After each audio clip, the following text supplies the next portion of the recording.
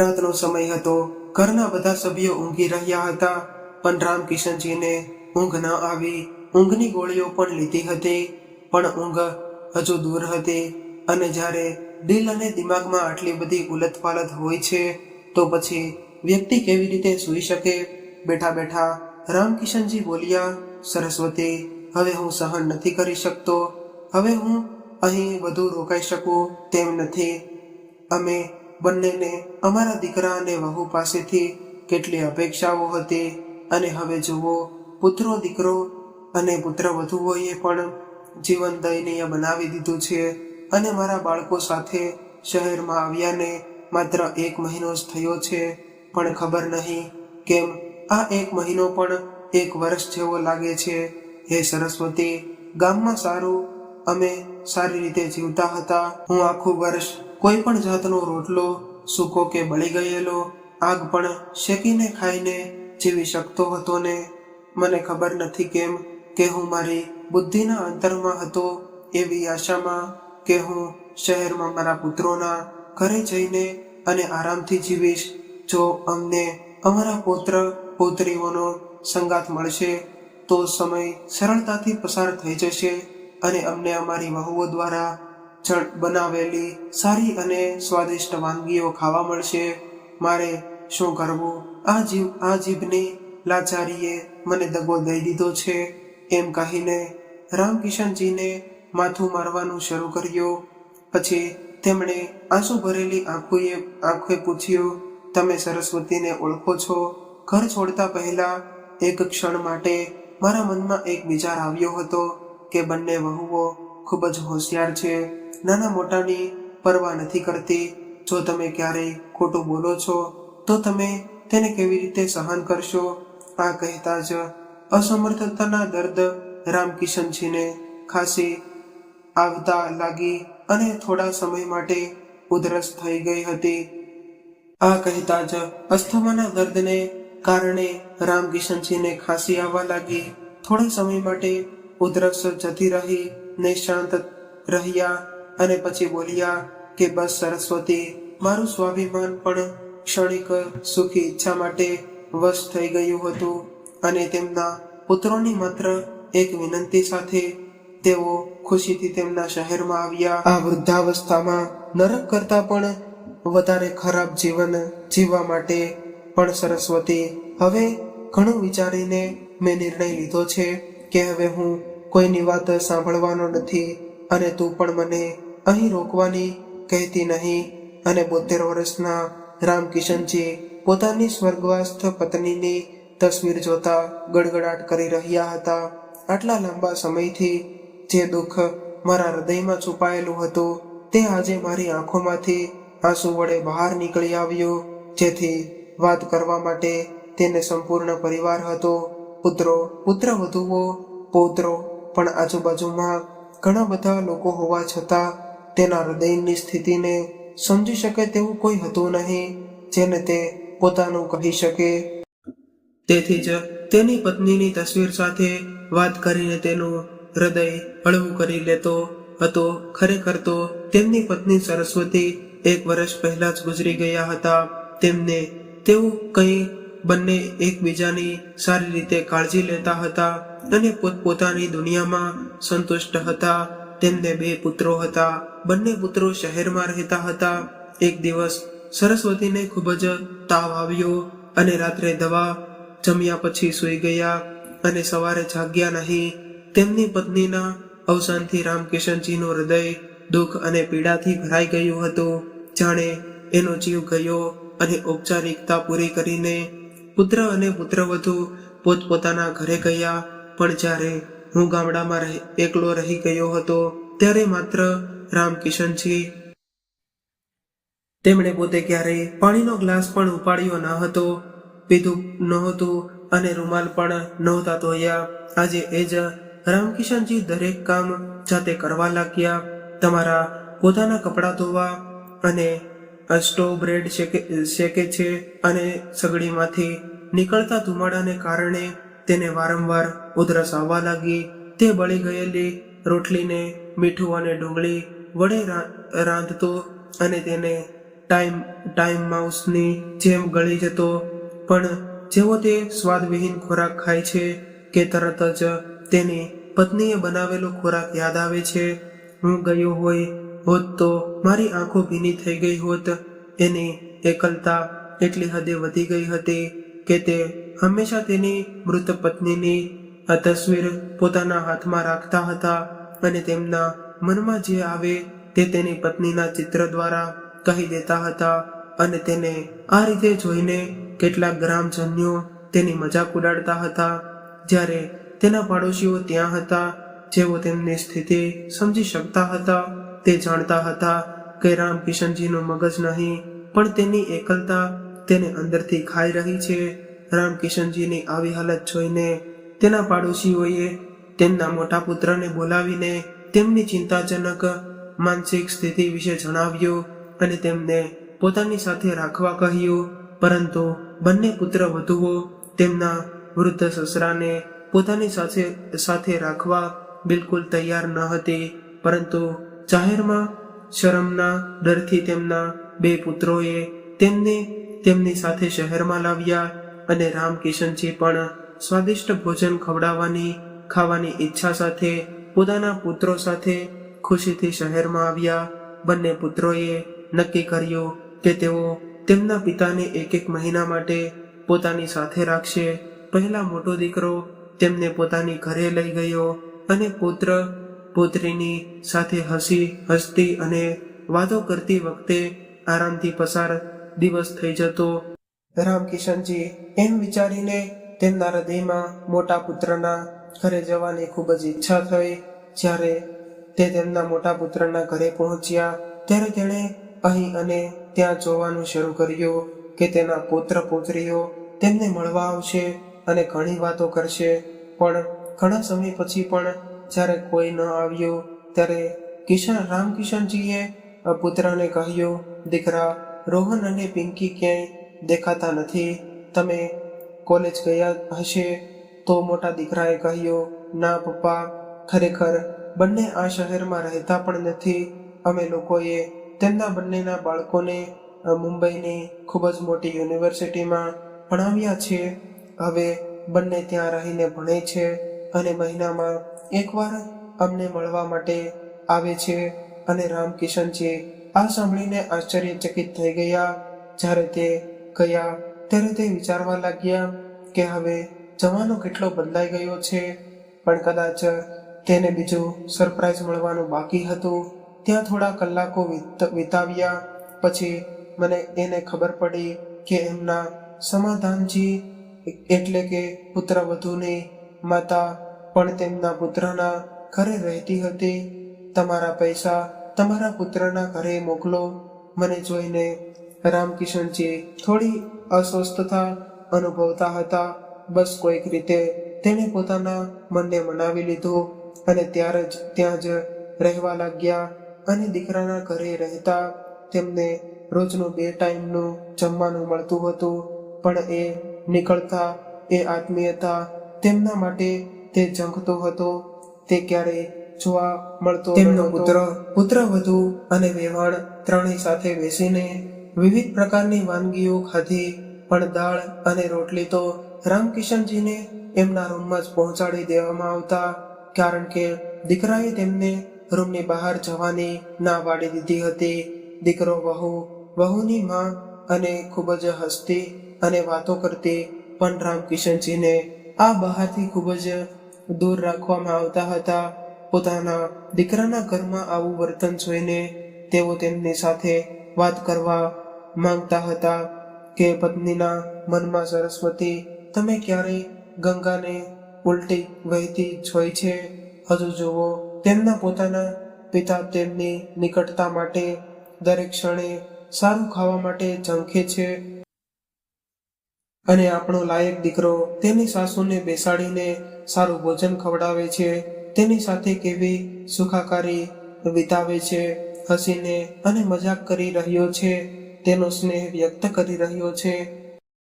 અહીં જ્યારે હું કંઈક માંગુ છું ત્યારે પુત્રવધુ તીક્ષ્ણ સ્વરે કહે છે, બાબુજી, તમે આ ઉંમરે જેટલો ત્યાગ રાખશો તેટલું તમારું સ્વાસ્થ્ય સારું રહેશે.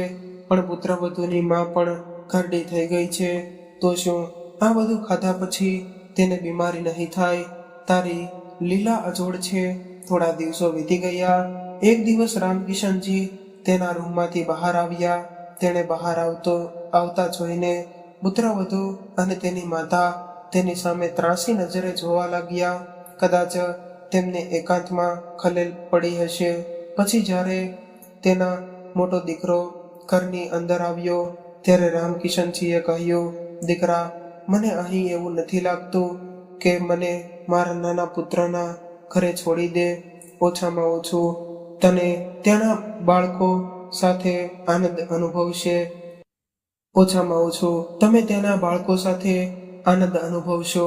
આ સાંભળીને તેની વહુ અને સાસુમાં ચહેરા પર સ્મિત આવી ગયું અને પિતાની સલાહ પર પુત્ર તેને તેના નાના પુત્રના ઘરે છોડી ગયો. અને રામકિશનજી તેમના નાના પુત્રના ઘરે આવ્યા હતા. પણ નાની વહુ મોટી વહુ કરતા 2 ડગલા આગળ ચાલી ગઈ અને સસરાને ઘરમાં જોતા જ તેણે તરત જ તેની ભાભીને ફોન કર્યો. શા માટે ભાભી? અમારી વચ્ચે એક મહિના માટે સંમતિ હતી. હજી માંડ 20 દિવસ વીતી ગયા. એવો કયો પહાડ તૂટી પડ્યો કે તમે બાબુજીને માત્ર 20 દિવસમાં જ ઘરે છોડી દીધા? હજી માંડ 20 દિવસ વીતી ગયા. એવો કયો પહાડ તૂટી પડી ગયો કે તમે બાબુજીને માત્ર 20 દિવસમાં જ ઘરે છોડાવી દીધા? ખબર નહીં બીજી બાજુથી શું જવાબ આવ્યો. તો નાની વહુએ કહ્યું, જો એવું હોય તો મને તે ફક્ત પણ 20 દિવસમાં અમારા ઘરે મોકલી દઈશું. તેટલા જ દિવસ રાખીશું અને 21મા દિવસે તમારા ઘરે મોકલાવીશું. આટલું કહીને નાની વહુએ ગુસ્સામાં ફોન થવાડ્યો અને કમસે કમ રામકિશનજીને મોટા દીકરા અને વહુના ઘરમાં એક ઓરડો મળી જતો હતો, જ્યાં તે આરામથી બેસીને પોતાના ખરાબ પર આંસુ વહાવી શકતા હતા. નસીબ પણ નાની વહુના ઘરે એ ઓરડો પણ ન મળ્યો અને પુત્રવધુ અને પુત્રએ રામકિશનજીનો પલંગ સ્ટોરેજ રૂમમાં મૂક્યો અને બાળકોને તેમની માતાએ તેમના દાદા પાસે જ જવાની સૂચના આપી દીધી હતી. ક્યારેક આવતા જતા બાળકોને જોવા માટે તે આંગણામાં આવીને બેસી જતા, તો પણ તે દૂરથી પણ જોતા રહેતા. પણ જો ઈચ્છતા હોય તો પણ તે તેમની સાથે વાત કરી શકતા ન હતા અને તેમને વાર્તા સંભળાવી પણ નહોતા શકતા. બાળકો અહીંયા ત્યાં રમ્યા કરે, પણ શું તેમના દાદા સાથે વાત કરવાની પણ હિંમત છે? તે જાણતા હતા કે જો તેની માતા તેની વાત કરતી વખતે જોઈ લેશે તો તેને રૂમમાં લઈ જવામાં આવશે અને એટલી હદે મારવામાં આવશે કે તે તેના દાદાને યાદ કરશે.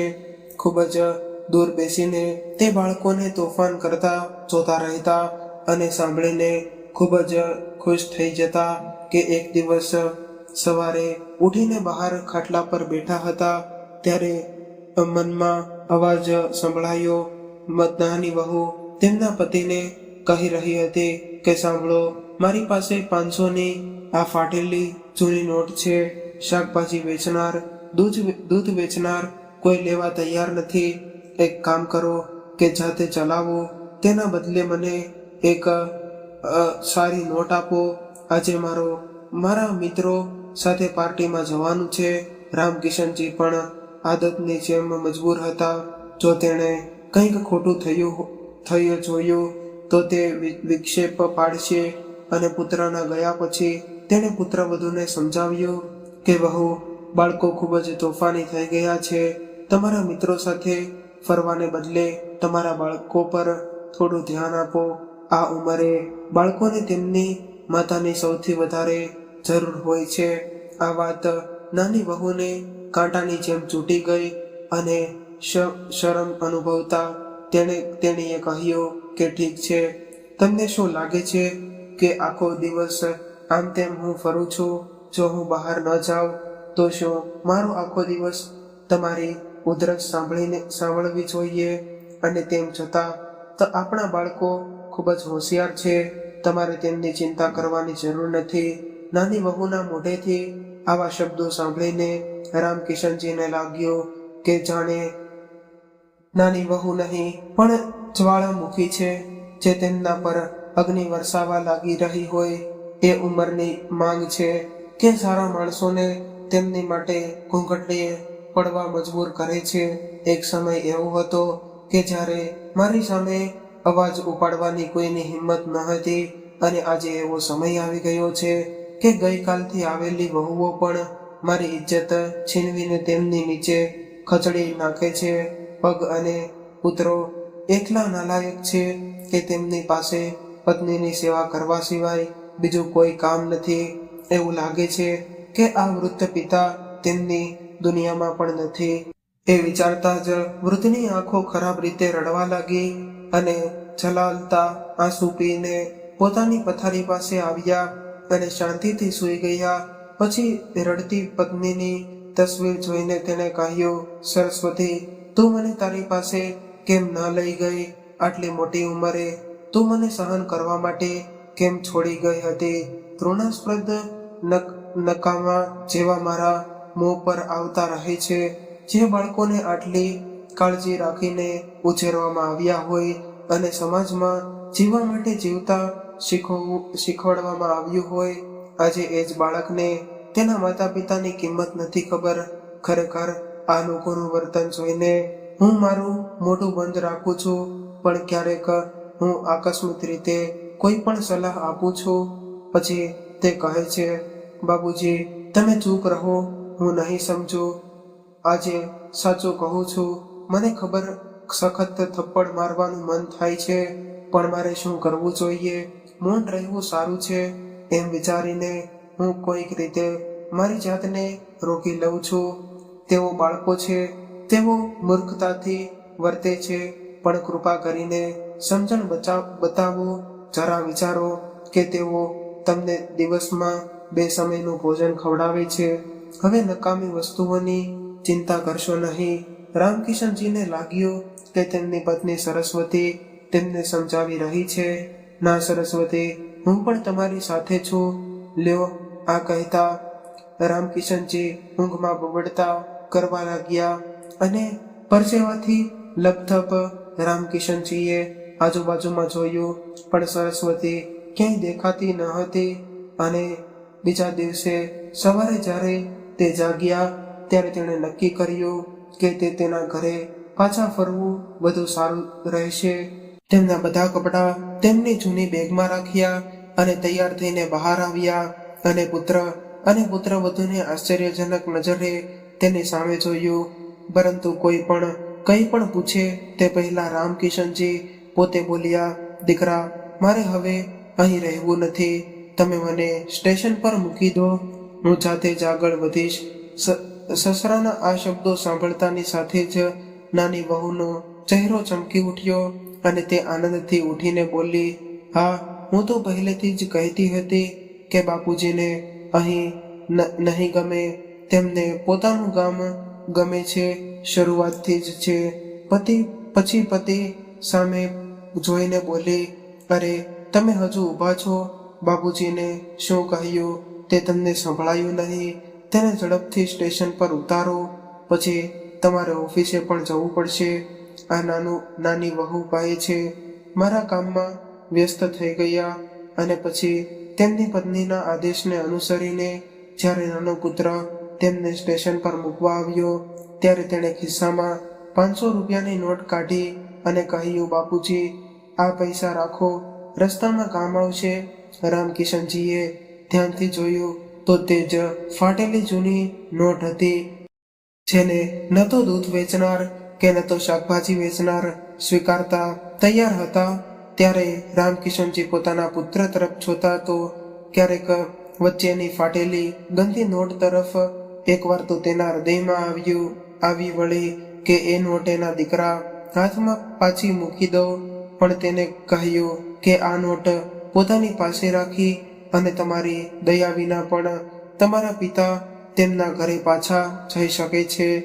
પણ તે કંઈ બોલે તે પહેલા જ તેનો દીકરો બોલ્યો, શું છે બાપુજી, શહેરમાં મોંઘવારી વધારે છે અને પગાર ઓછો છે, તેથી હું તમને આનાથી વધુ પૈસા આપી શકીશ નહીં. પુત્રની વાત પર સાંભળીને રામકિશનજીએ પોતાના મનમાં રહેલા ગુસ્સાની જ્યોતને દબાવી દીધી અને કહ્યું, દીકરા, જ્યારે તમને બંનેની સારી અંગ્રેજી માધ્યમની શાળામાં પ્રવેશ અપાવ્યો ત્યારે હું ઘણી મુશ્કેલીથી મહિને 3,000 કમાઈ શકતો હતો. 1,000 રૂપિયા તમારા ભણતર પાછળ ખર્ચ્યા. તે સમયે પણ ખૂબ જ મોંઘવારી હતી. જ્યારે તમે તમારા મિત્રોને જોઈને સારા રમકડા અને કપડાની માંગણી કરતા હતા, પણ દીકરા, મેં તારી માંગણી પૂરી કરી હતી. તું એક વસ્તુ માંગતો તો હું 2 વસ્તુ લાવતો. બસ સમયની વાત છે. એક ઊંડો શ્વાસ લઈને રામકિશનજીએ કહ્યું.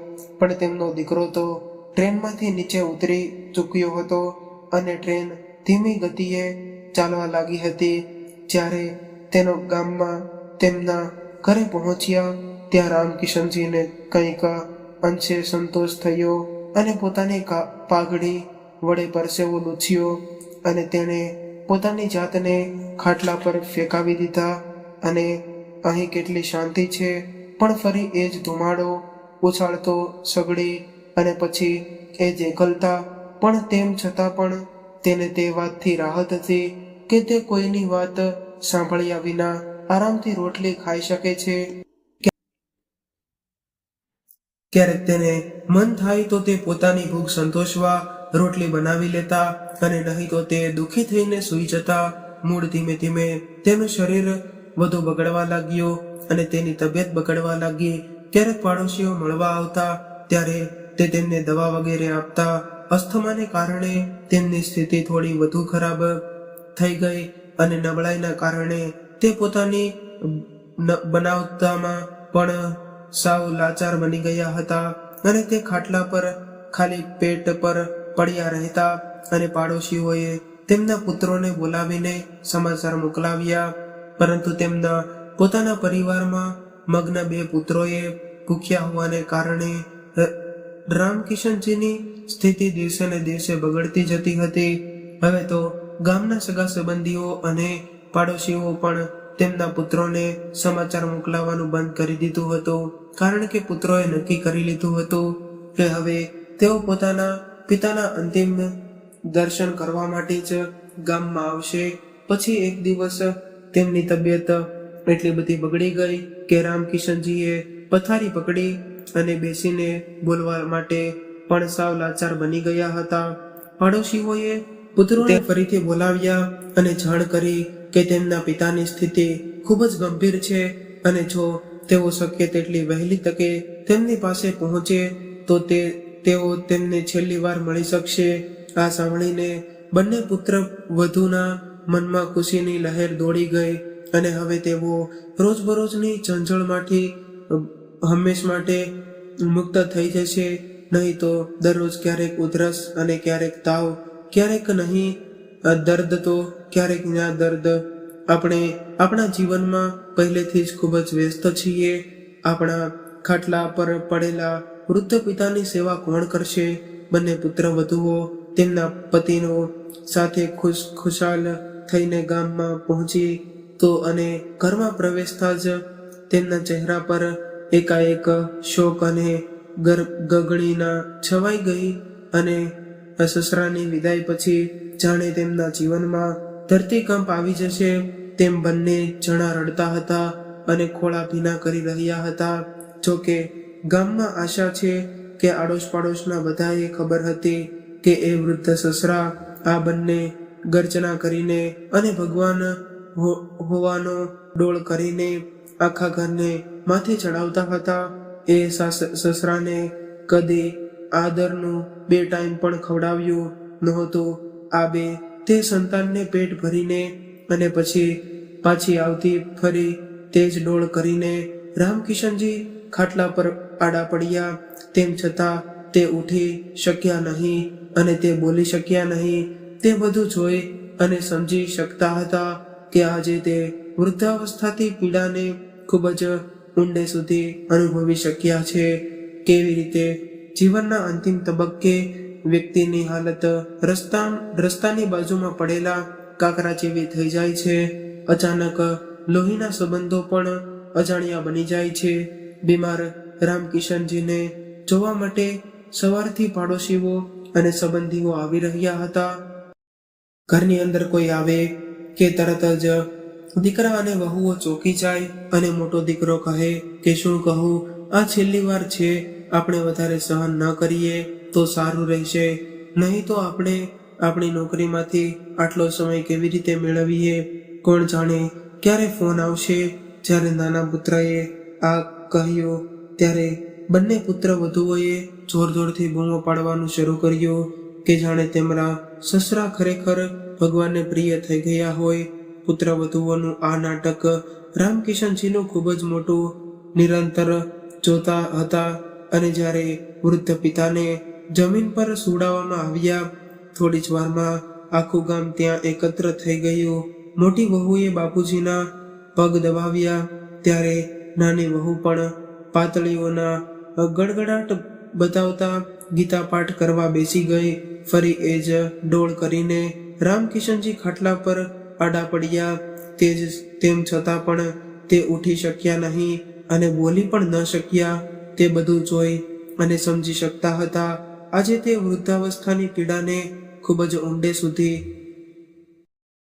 પિતાની પાસે બેઠેલા પુત્ર અને પુત્રવધુ એકબીજામાં ચર્ચા કરવા લાગ્યા. મોટા દીકરાએ નાનાને કહ્યું, ભાઈ, ઘણા સમયથી અમારા ઘરમાં કોઈ મોટું કાર્ય થયું નથી, પણ બાપુજીના અવસાન પર અમે ગામ લોકોને બતાવીશું કે અમે પણ કોઈથી ઓછા નથી. બાપુજીના 13મા દિવસે ખાવા માટે એકથી એક વસ્તુ રાખીશું. અમે એટલી બધી વાનગીઓ બનાવીશું કે લોકો ખાઈને થાકી જશે. પૂરી, ભાજી, છોલે ભટુરે અને પનીરના શાક સાથે અને મીઠાઈ સાથે મૂંગ દાળનો હલવો, ગુલાબજામુન અને રસમલાઈ પણ લઈશું. અને બાપુજીને પણ રસમલાઈ ખૂબ જ ગમતી હતી. આટલી બધી ખાદ્ય પદાર્થોના નામ સાંભળતા જ રામકિશનજીના મોંમાં પાણી આવી ગયું અને મારા મનમાં એક વિચાર આવ્યો કે હું જીવતો હતો ત્યાં આ લોકોએ તો મારી 13મી કેમ ન કરી. જોકે પણ મારા હૃદયની સામગ્રીથી ખાધું હોય તો જ્યાં સુધી હું જીવતો હતો ત્યાં સુધી મારો આત્મા સંતુષ્ટ હોય. અને ખબર નથી કે તે આ વાનગીઓના સ્વાદ માટે કેટલા સમયથી તડપતો હતો. તે સ્વાદ આવતા જ તેના મોંમાંથી અચાનક લાળ વહેવા લાગી. જોતામાં સાથે જ તેની નાની વહુએ ખૂબ જ આનંદથી કહ્યું, અરે જુઓ, હવે બાપુજીના મોંમાંથી પણ લાળ વહેવા લાગી છે. અને વડીલો કહે છે કે જ્યારે મૃત્યુ શોયા પર સૂતેલી વ્યક્તિના લાળ નીકળવા લાગે છે ત્યારે સમજો કે હવે છેલ્લો સમય આવી ગયો હોય. પણ 3 દિવસ વીતી ગયા. આજે બધા જ આ જેવા છીએ તો પછી બાપુજી કોને મળવાની ઈચ્છા રાખે છે જે પોતાનું બલિદાન આપવાનું નામ પણ લેતું નથી. ત્યારે ગામના એક વડીલ, જેને આખું ગામ માને છે, તે જાણવા માટે રામકિશનજીના ઘરે આવ્યા. પુત્રએ કહ્યું, કાકા, બાપુજીનો જીવ ક્યાં અટક્યો છે, મને સમજાતું નથી. તું એક કામ કર, તારા પપ્પાની પસંદગીનું ભોજન તૈયાર કરીને તેને ખવડાવ. બની શકે કે તે ખાઈને જ ઈચ્છા તમારા મનમાં હોય તે હલવો લઈને બહાર આવી કે તરત જ તેના વાળમાં હલવાની સુગંધ આવી ગઈ. અને જ્યારે મોટા દીકરાએ ચમચી વડે થોડો હલવો મોઢામાં નાખ્યો તો રામકિશનજીએ તેને ખૂબ જ આનંદથી ખાવાનું શરૂ કર્યું. બંને પુત્રો અને વહુઓને ભારે ઉત્સાહની સાથે હલવો ખાતા જોઈને આશ્ચર્ય થયું. થોડી જ વારમાં આખો બાઉલ ખતમ થઈ ગયો. પણ સસરાજીના મૃત્યુની રાહ જોઈ રહેલી પુત્રવધુઓની ધીરજનો કોઈ અંત આવવાનો હતો નહીં. હવે આપણે અહીં વધારે નહીં રહી શકીએ. આપણે એકલા નિષ્ક્રિય નથી કે કોઈના મૃત્યુની રાહ જોઈને સમય બગાડતા રહીએ. ત્યારે મોટી વહુએ ગુસ્સામાં કહ્યું, હા હા, આપણે બેકાર છીએ ને, અમારે કોઈ કામ નથી. અને બાપુજી તો કોન્ટ્રાક્ટ લીધો છે. અમે પૂરા 20 દિવસ બાપુજીની સેવા કરી હતી. હું 1 અઠવાડિયું પણ તેને સંભાળી ન શક્યો. પુત્રવધુની સાથે પુત્રો પણ લડાઈમાં ઝડપાવ્યા. પછી તેનું તાંડવ થયું કે આખું ગામ સાક્ષી બન્યું. કેટલાય વડીલોએ આવીને સમજાવ્યો, થોડીક શરમ કરો, આ તમારા વૃદ્ધ પિતા મૃત્યુની પથારીએ પડ્યા છે અને તમે લોકો તેમની સામે મોટી લડાઈમાં પડ્યા છો. શું તમને આ સમયે આવી વાત કરવી યોગ્ય લાગે છે? પણ તે લોકોને ક્યાં પડી હતી? તેઓએ કોઈ શરમ રાખ્યા વિના લડાઈ ચાલુ રાખી અને જ્યારે થોડો ખોરાક પેટમાં ગયો ત્યારે રામકિશનજીના શરીરમાં પણ જીવ આવ્યો અને આવતા લાગ્યો અને તેનું શરીર થોડું હલવા લાગ્યું અને તેને થોડું બોલવાની શક્તિ પણ મળી. તે આ જોઈને દીકરા અને વહુના હોશ ઉડી ગયા. ચિંતિત થઈને તેઓ વિચારવા લાગ્યા કે હવે શું કરવું. કોઈક રીતે રાત વીતી ગઈ અને સવાર થઈ. મોટા દીકરાએ ચા નાસ્તો કરીને પિતાને 2 રોટલી ખવડાવી. પછી ગામના એક વૃદ્ધે સમજાવ્યું કે તમારા માતા પિતા, તેથી જ તમે આજે ઉચ્ચ પદ પર પહોંચી શક્યા છો. હવે તમારા પિતાની પણ જવાબદારી છે કે તેઓ તેમના વૃદ્ધ માતા પિતાની સેવા કરે. તેથી તેમને તમારી સાથે લઈ જાઓ. અને સંભાળવામાં આટલો સમય લાગ્યો ને નાની વહુ તેમના પતિને એક ખૂણામાં લઈ ગઈ સાથે બોલી, કાન ખુલ્લા રાખીને સાંભળો, બાબુજીને તમારી સાથે રાખવા તૈયાર નથી. તે પલંગ પર પડેલો છે અને હું તેની ગંદકી ઉપાડી શકીશ નહીં. અને જો છેલ્લી વાર હું એમને લઈ જવાની ભૂલ કરીશ તો મારાથી ખરાબ કોઈ નહીં હોય. હું ખાટલા પર સૂઈને તમારા પિતાજીની સેવા નહીં કરું. જ્યારે બંને પુત્રો તેમના વૃદ્ધ પિતાને સાથે લઈ જવા માટે અનિશ્ચિત દર્શાવવા લાગ્યા ત્યારે આ બધું જોઈને રામકિશનજીની આંખોમાં આંસુ ભરાઈ ગયા અને હાથ જોડીને તેણે તેમના પુત્ર અને વહુને કહ્યું, તમે લોકો પોતાના ઘરે જાઓ. હું અહીં કેવી રીતે રહીશ હું જાતે જ જોઈ લઈશ. અને છેવટે 5 દિવસની ચાલતા પુત્ર વધુ અને પુત્ર વચ્ચેના નાટકોનો અંત આવ્યો અને બીજા દિવસે વીતી ગયા અને રામકિશનજીની હાલતમાં થોડો સુધારો થયો. પણ હવે સમાચાર એ છે કે તે ગંભીર વિચારોમાં ડૂબી ગયા હતા. તે વારંવાર તેની પત્ની સરસ્વતીની તસવીરને પૂછતા કે શું આપણું બાળક છે?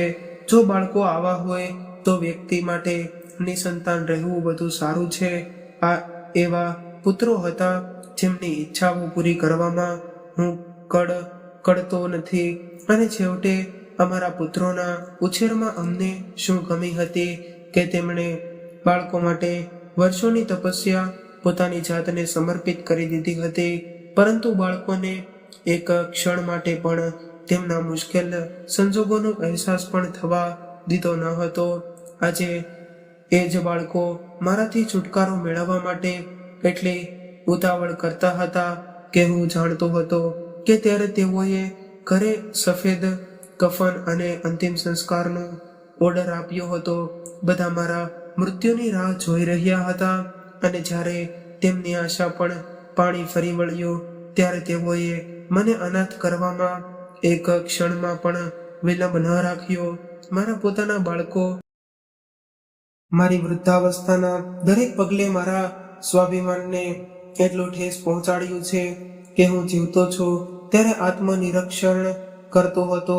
ત્યારે આજે તેણે નિર્ણય લીધો કે તેણે ગામના સરપંચને બોલાવીને પોતાનો નિર્ણય સમજાવ્યો અને તેના આગળના પગલા વિશે જાણ કરી.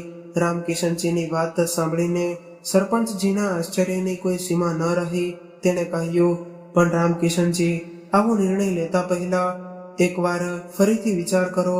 પછી રામકિશનજીએ કહ્યું, ખૂબ જ વિચારીને અને મારા હૃદયમાં પથ્થર રાખીને મેં આ નિર્ણય લીધો છે. ધ્યાનમાં રાખો કે હવે મારી પાસે બીજો કોઈ વિકલ્પ નથી. તમારી ઈચ્છા મુજબ, સરપંચજીએ મંદ મનથી કહ્યું. રામકિશનજીએ આગામી 2 દિવસમાં તેમના નિર્ણયને વ્યવહારુ સ્વરૂપ આપ્યું અને તે પછી તેમની આંખોમાં આંસુ સાથે તેઓ એક વૃદ્ધાશ્રમમાં રહેવા લાગ્યા. અને એક દિવસ ગામના સરપંચે બંને પુત્રોને બોલાવ્યા અને કહ્યું કે તેના પિતાજી દુનિયામાંથી ગયા છે. બંને પુત્રોએ પહેલેથી જ નક્કી કરી લીધું હતું કે પિતાના ઘર, જમીન અને મિલકતના વિભાજનમાં કેટલો હિસ્સો હશે.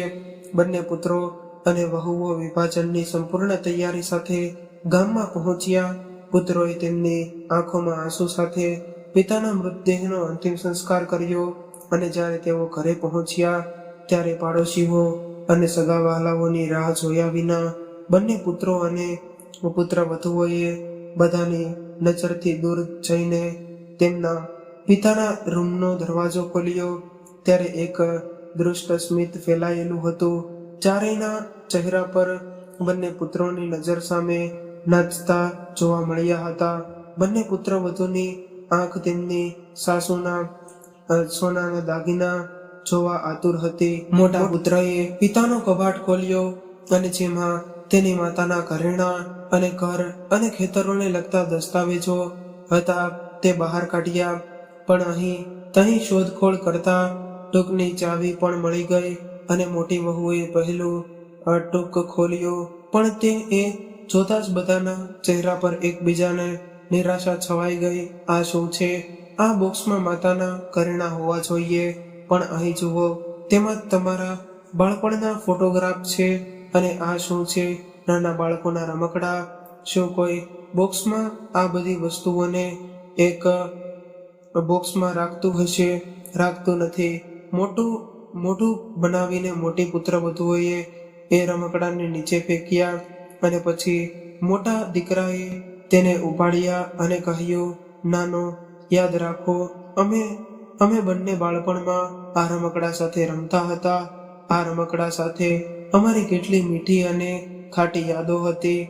તેથી જ માતાએ તેમને બચાવ્યા હશે. ત્યારબાદ બંને પુત્ર વધુઓ એક પછી એક વસ્તુઓ કાઢીને ફેંકવા લાગ્યા અને ઘણી વસ્તુઓ મળી. પણ જે વસ્તુ તેઓ આટલા ઉત્સુકતાથી શોધતા હતા તે ક્યાંય ન મળી. પછી મોટી આશા સાથે તેણે બીજું બોક્સનું તાળું ખોલ્યું. ટોકની ટોચ પર એક થેલી રાખવામાં આવી હતી જેમાં કેટલાક પૈસા રાખવામાં આવ્યા હતા.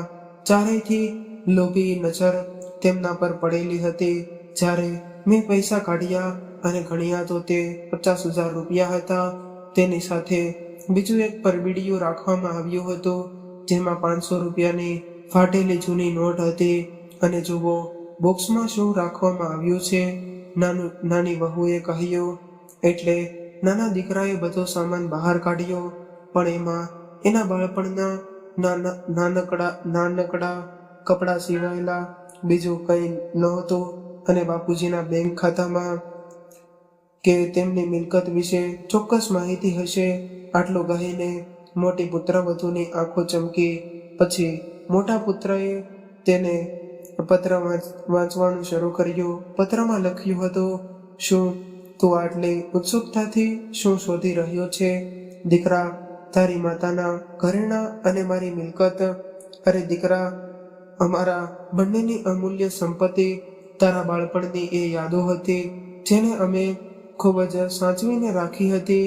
તમારા માતા પિતાને કહો નહીં. અને ખબર છે કે દીકરા, કોઈ પણ વ્યક્તિના જીવનનું સૌથી મોટું દુઃખ કયું હોય છે? પ્રિયજનો હોવા છતાં તેઓએ પોતાને તેમનાથી દૂર રાખવું જોઈએ. એટલું દૂર કે હું તેમના વિશે વિચારતો પણ નથી અને મનમાંથી કાઢી નાખ્યું. અને દીકરા, સાચું કહું તો એ દિવસે એ સમયે દુનિયાની કોઈ ધન સંપત્તિ કોઈ કામની નથી. ખૂબ જ અર્થહીન લાગે છે. ત્યારબાદ બંને પુત્ર વધુઓ એક પછી એક વસ્તુઓ કાઢીને ફેંકવા લાગ્યા. ઘણી વસ્તુઓ મળી, પણ જે વસ્તુ તેઓ આટલી ઉત્સુકતાથી શોધતા હતા તે ક્યાંય ન મળી. પછી મોટી આશા સાથે તેણે બીજા બોક્સનું તાળું ખોલ્યું. ટોકની ટોચ પર એક થેલી રાખવામાં આવી હતી જેમાં કેટલાક પૈસા રાખવામાં આવ્યા હતા. ચારેયની લોભી નજર તેમના પર પડેલી હતી. જ્યારે તેણે તે પૈસા કાઢ્યા તેમાં 50,000 રૂપિયા હતા. તેની સાથે બીજું એક પરબીડિયું રાખવામાં આવ્યું હતું જેમાં 500ની નોટ રાખેલી હતી. અને જુઓ, બોક્સમાં શું રાખવામાં આવ્યું છે? નાની વહુએ કહ્યું. એટલે નાના દીકરાએ બધો સામાન બહાર કાઢ્યો, પણ એમાં એક બાળપણના નાનકડા કપડાં સિવાયેલું બીજું કંઈ ન હતું. બાપુજીના બેંક ખાતાને કે તેની મિલકત વિશે ચોક્કસ માહિતી હશે. આટલું કહીને મોટી પુત્રવધૂએ આંખો ચમકી. પછી મોટા પુત્રએ પત્ર વાંચવાનું શરૂ કર્યું. પત્રમાં લખ્યું હતું કે તું આટલી ઉત્સુકતાથી શું શોધી રહ્યો છે દીકરા? તારી માના ઘરેણાં અને મારી મિલકત. અરે દીકરા, અમારા બંનેની અમૂલ્ય સંપત્તિ, તમારા બાળપણની જે યાદો હતી એ અમે ખૂબ જ સાચવીને રાખી હતી. તમારા માતા પિતાને કહો નહીં. અને તને ખબર છે કે દીકરા, કોઈ પણ વ્યક્તિના જીવનનું સૌથી મોટું દુઃખ કયું હોય છે? પ્રિયજનો હોવા છતાં પણ તેઓએ તેમનાથી દૂર રાખવું, એટલું દૂર કે હું તેના વિશે વિચારતો પણ નથી. મિત્રો, આ કહાની તમને કેવી લાગી તે કોમેન્ટ કરીને જરૂરથી જણાવજો. અને જો કહાની પસંદ આવી હોય તો અમારી ચેનલને જરૂરથી સબસ્ક્રાઈબ